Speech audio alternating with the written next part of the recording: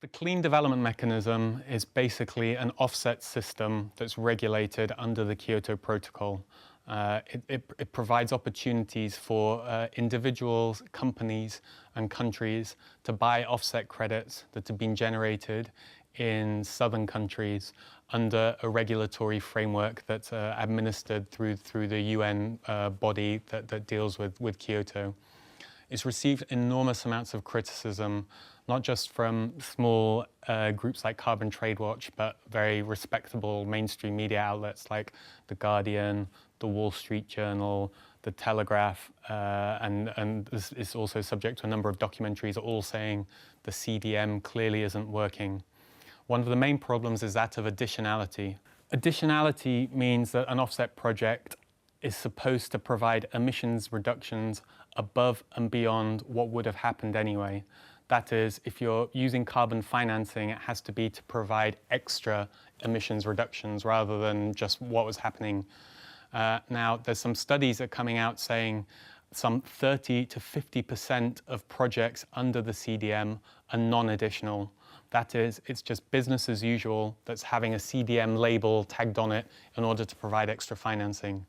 Now, if a project is being done as an offset project and it's not additional, but is justifying emissions reductions somewhere else, that actually represents a net increase in global emissions. So what we're seeing now is a very real danger through the CDM and through offset projects that there's this big carbon bubble building up unknown of emissions reductions that are supposed to have happened that haven't happened. And so these projects that are kind of justifying ongoing emissions reductions it's actually based on a falsehood for a very significant percentage of these projects. Another big problem of the CDM is the fact that a large part of the carbon financing is going towards big industrial polluters in southern countries who are then using that money to expand their operations. There's a documented example of a chemical factory in India in which one of its chief executives goes into the Economic Times of India saying, we've made a couple of $100 million out of the clean development mechanism this year from doing a CDM project, so we're going to use that money to build another chemical factory. So it's the money that's supposed to be funding clean development isn't doing it at all. It's actually providing financing for big industrial polluters to expand their big industrial polluting enterprises.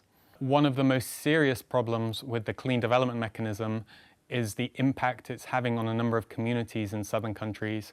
Quite often these communities don't have any say at all as to whether they want these projects in the first place.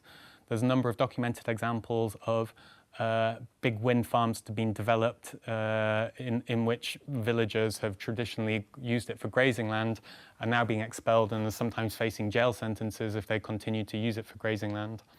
There's an example of the biggest sponge iron factory in the world in Chhattisgarh in India, which is currently applying to do a massive expansion and obliterate 4 surrounding villages around the region, and is churning out lots of atmospheric pollution, lots of ground pollution and water pollution, and is massively resisted by tens of thousands of people in the local area.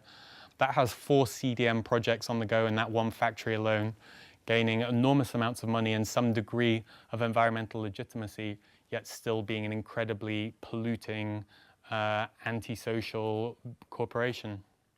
I think there's a danger with the existence of Kyoto Protocol that people think because governments from all over the world are coming together and signing the Kyoto Protocol that somehow they should worry less about climate change because the Kyoto process is sorting it all out. It's very far from the reality. The Kyoto negotiations now seem to be more about coming up with creative new ways to expand the carbon market, new types of carbon offset projects, and how to make money out of climate change. People shouldn't see the Kyoto Protocol as being some magic fix-it solution, because over the course of its many years through the process of corporate lobbying, through the intervention of various governments, it's been diluted down to the point of near meaninglessness. And I don't think any real, genuine solutions to climate change are likely to be coming out of that anytime in the near future. So people shouldn't be sitting on their laurels expecting Kyoto to sort it out. They need to be going out there and empowering themselves to play a more active role for themselves and their communities.